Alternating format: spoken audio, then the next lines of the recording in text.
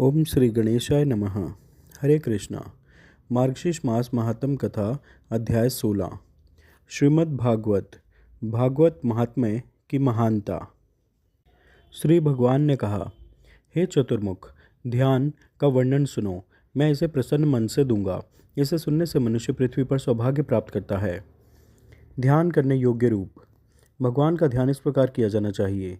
भगवान कमल के समान आसन पर बैठे हैं, जो कीमती पत्थरों से पक्के और प्रकाशित स्थान पर रखा गया है। पास में कल्प वृक्ष चमक रहे हैं। रत्न जटित स्थान एक मंडप में चमक रहा है, जिसके चारों ओर एक शानदार पार्क है।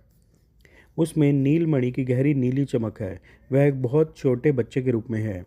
उसके बाल गुड़ की तरह चमकदार उसके चेहरे पर बिखरे हुए हैं। उसका चेहरा मधुमक्खियों के झुंड से घिरे हुए सुंदर पूर्ण विकसित कमल की तरह सुंदर है। उसकी आंखें नीले कमल के समान हैं। उसके गाल हिलते हुए कानों की बालियों के कारण चमकते हैं। नाक सुडौल और सुंदर है। होंठ लाल हैं। पूरा चेहरा मुस्कुराहट से भरा हुआ है।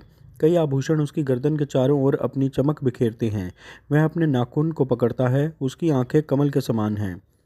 गायों द्वारा उड़ाई गई धूल के कणों के कारण उसकी छाती मैली और धूसर रंग की है। उसके अंग सुपोषित हैं। वे सोने की तरह चमकते हैं। उसके कूलों और सुंदर पिंडलियों और जांघों के जोड़ों के चारों ओर झनझनाती घंटियों की लड़ियां बंधी हुई हैं। वे कमल के समान हाथ पैरों की उत्तम चमक से चमकते हैं, जिनमें बंधु जीव पुष्प की शोभा है। वे हंस रहे हैं। उनके दाहिने हाथ में खीर है। उनके बाएं हाथ में शुद्ध मक्खन है। वे अग्नि हैं, जो पृथ्वी पर बोझ बन चुके राक्षसों के समूह को जला देती है। वे पूतना आदि का वध करने में लगे हुए हैं। भगवान के चारों ओर गोपियां और ग्वाल बालों के समूह हैं। देवों के स्वामी को इंद्र आदि सभी प्रणाम करते हैं। भक्ति से दीन होकर उसे प्रातःकाल कृष्ण का स्मरण करके सर्पों के स्वामी वज्र आदि के साथ उनकी पूजा करनी चाहिए। भक्त को उन्हें श्वेत कमल के समान मक्खन और दही मिले हुए दूध से प्रसन्न करना चाहिए। जो मनुष्य सदैव श्रद्धा और भक्ति से युक्त रहता है तथा जो सदैव प्रातःकाल ही भगवान अच्युत की पूजा करता है, वह शीघ्र ही पूर्णतया भाग्य की देवी को प्राप्त कर लेता है तथा मृत्यु के पश्चात वह परम पवित्र धाम वैकुंठ को जाता है। हे पुत्र, इस मंत्र का पहले ही उल्लेख किया जा चुका है, जिसका नाम श्रीमद्दामोदर है। यह संपूर्ण जगत को मोहित करने वाला है। जो इसके प्रयोग के अधिकारी हैं, वे इसे सुने। हे पुत्र, इस परम महत्वपूर्ण मंत्र को तुम्हें किसी अपात्र व्यक्ति को नहीं देना चाहिए। जिस रहस्य से शीघ्र सिद्धि प्राप्त होती है, उसे बड़े प्रयत्न से सुरक्षित रखना चाहिए। गुरु को ऐसे शिष्य को स्वीकार नहीं करना चाहिए जो आलसी, मलिन, दुखी तथा कपट और मोह से युक्त हो। वह शिष्य दरिद्र, रोगी, क्रोधी, व्याभिचारी और कामी नहीं होना चाहिए। वह ईर्ष्यालु और द्वेषी ना हो, दुष्ट और वाणी में कटु ना हो। वह अन्यायपूर्वक धन कमाने वाला ना हो, अथवा जो सदैव पराई स्त्रियों के प्रति आसक्त रहता हो। वह विद्वानों के प्रति द्वेष न रखता हो। वह सदैव ज्ञानी ना हो, अथवा जो विद्वान होने का दावा करता हो। वह अपने व्रत से विचलित ना हो, अथवा जिसकी जीविका का साधन अस्पष्ट अथवा अनियमित हो। वह मन से निंदा करने वाला या दुष्ट ना हो। वह पेटू ना हो, अपने कार्यों में क्रूर ना हो, अथवा दुष्ट मन वाले लोगों का नेता ना हो। वह कंजूस, पापी, भयानक अथवा अपने शरणागत लोगों को आतंकित करने वाला ना हो।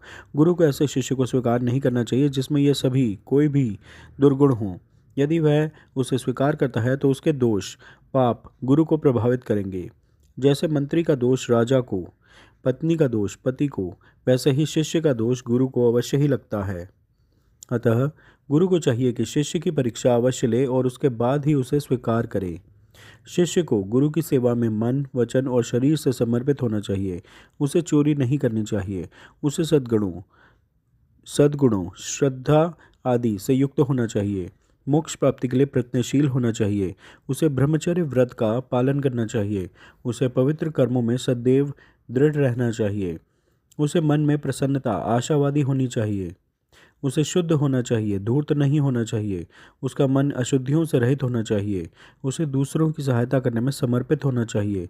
उसे निस्वार्थ होना चाहिए। उसे अपने मन, शरीर, व्यक्तिगत सेवा और धन से गुरु को प्रसन्न करने वाला होना चाहिए।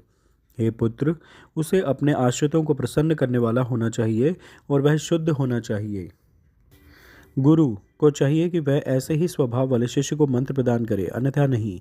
यदि वह अन्यथा उपदेश देगा तो देवताओं का शाप उस पर पड़ेगा। हे पुत्र सुनो, मैं गुरु के लक्षण भी बताता हूँ। जो व्यक्ति इन लक्षणों से युक्त हो उसे ही लोगों का गुरु होना चाहिए।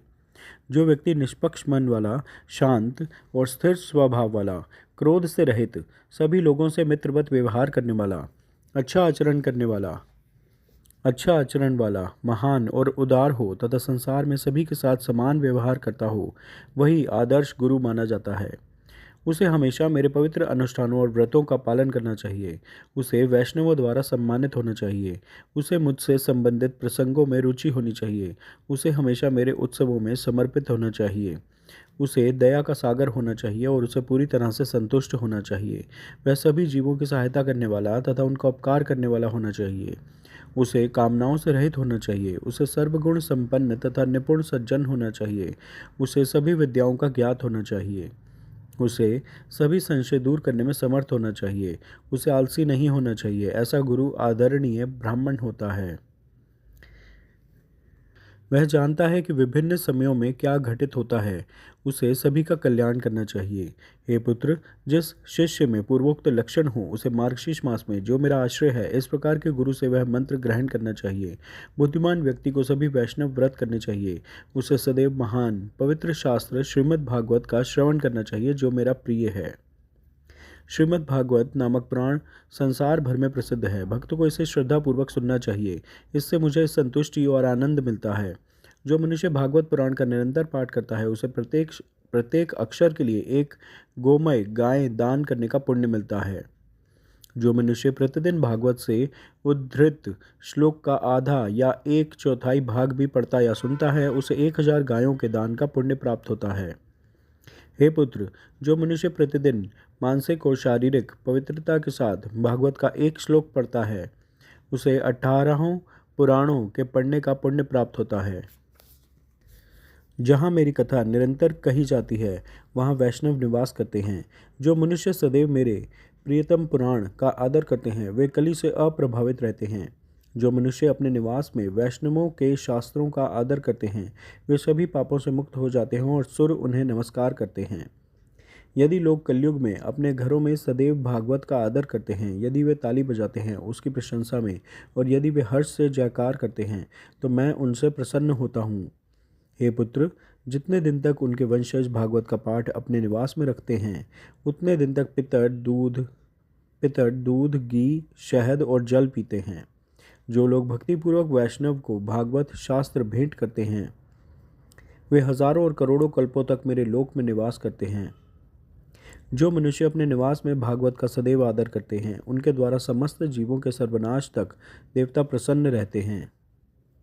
यदि किसी के निवास में उत्तम भागवत का आधा श्लोक या उसका 1/4 भी हो तो अन्य सैकड़ों हजारों शास्त्रों का संग्रह किस काम का। यदि कलयुग में किसी के निवास में भागवत का कोई ग्रंथ न हो तो वह यम के पास से कभी नहीं लौट सकता। यदि कलयुग में किसी के घर में भागवत का कोई ग्रंथ न हो तो वह वैष्णव कैसे कहलाएगा। वह चांडाल से भी बदतर है। हे जगत के स्वामी, अपनी सारी संपत्ति को खर्च करके भी शास्त्रों का संग्रह करना चाहिए। हे मेरे पुत्र, मुझे प्रसन्न करने के लिए वैष्णव को सदैव ऐसा ही करना चाहिए। कलयुग में जहाँ भी भागवत है वहाँ मैं देवताओं के साथ रहता हूँ। वहाँ सभी तीर्थ, पश्चिम और पूर्व की ओर बहने वाली नदियाँ और सरोवर, यज्ञ, 7 नगर और सभी पुण्य पर्वत मौजूद हैं। हे जगत के स्वामी, मेरे शास्त्र को यश, पुण्य और विजय चाहने वाले को पापों को दूर करने के लिए और धर्मनिष्ठ व्यक्ति को मोक्ष के लिए सुनना चाहिए। श्रीमद् भागवत पुण्यदायी है। यह दीर्घायु, स्वास्थ्य और पोषण प्रदान करता है। इसे पढ़ने या सुनने से मनुष्य सभी पापों से मुक्त हो जाता है। हे जगत के स्वामी, यदि लोग महान शास्त्र श्रीमद् भागवत को नहीं सुनते हैं तो उनके शाश्वत स्वामी यम हैं। यह वास्तव में सत्य है, सत्य सकारात्मक रूप से। हे पुत्र, यदि कोई व्यक्ति विशेष रूप से एकादशी के दिन भागवत सुनने नहीं जाता है तो उससे बड़ा कोई पापी नहीं है। मैं उस घर में रहता हूँ जहाँ भागवत का एक श्लोक या उसका आधा या 1/4 भाग लिखा हुआ रहता है। सभी आश्रमों के पास जाना और सभी नदियों में पवित्र डुबकी लगाना मनुष्यों के लिए श्रीमद् भागवत जितना पवित्र नहीं है। हे चतुर्मुख, जहाँ कहीं भी श्रीमद् भागवत है, मैं वहाँ उसी प्रकार जाता हूँ जैसे गाय अपने बछड़े के प्रति स्नेह रखती है। जो मनुष्य मेरी कथाओं का वाचक और व्याख्याकार है, जो सदैव मेरी कथाओं के श्रवण में लीन रहता है और जो मेरी कथाओं को सुनकर मन में प्रसन्न रहता है, मैं उस मनुष्य को कभी नहीं त्यागता। हे पुत्र, यदि कोई मनुष्य श्रीमद् भागवत को देखकर खड़ा नहीं होता तो उसका वर्ष भर का पुण्य नष्ट हो जाता है। यदि कोई मनुष्य श्रीमद् भागवत को देखकर खड़े होकर उसे प्रणाम करता है तो उसके दर्शन से मुझे अतुलनीय आनंद मिलता है। यदि कोई मनुष्य दूर से भागवत को देखकर प्रसन्नतापूर्वक उसकी ओर बढ़ता है तो उसे प्रत्येक कदम पर निस्संदेह अश्वमेध यज्ञ का पुण्य प्राप्त होता है। यदि कोई मनुष्य उठकर श्रीमद् भागवत को प्रणाम करता है तो मैं उसे धन, पुत्र, स्त्री और भक्ति प्रदान करता हूँ। यदि मनुष्य श्रीमद् भागवत को राजकीय स्वागत और श्रद्धा के साथ भक्तिपूर्वक सुनते हैं तो वे मुझे सहजता से जीत लेते हैं। हे धर्मात्मा, जो पुरुष मेरे सभी उत्सवों के दौरान महान श्रीमद् भागवत को भक्तिपूर्वक सुनते हैं, वे मुझे बहुत प्रसन्न करते हैं। वे मुझे वस्त्र, आभूषण, पुष्प, धूप, दीप और उपहारों के माध्यम से वैसे ही जीत लेते हैं जैसे एक अच्छा पति एक अच्छी पत्नी से जीत लेता है। मार्गशीर्ष मास महात्म कथा में अध्याय 16 पूर्ण हुआ। आप सब प्रेम से मेरे साथ बोलिए, श्री हरि विष्णु भगवान की जय, महालक्ष्मी माता की जय। कृपया इस वीडियो को लाइक व शेयर करें, मैं चैनल सब्सक्राइब करें। धन्यवाद। हरे कृष्णा।